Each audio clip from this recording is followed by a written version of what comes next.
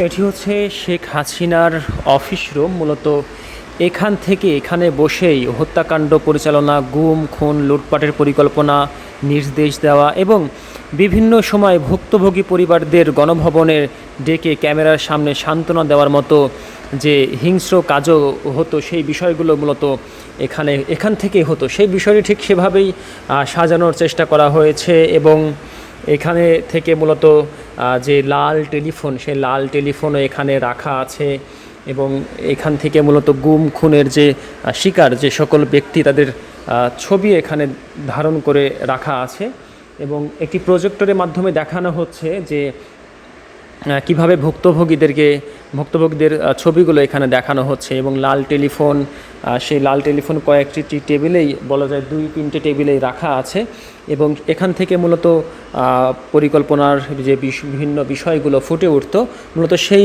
রুমের মধ্যে, সেই কক্ষের মধ্যে এখন আমি দাঁড়িয়ে আছি।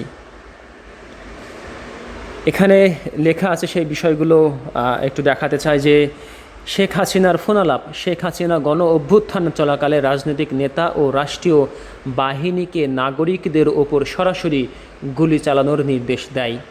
অজস্র ফোনালাপ থেকে কয়েকটি ফোনালাপ রাখা হয়েছে এখানে।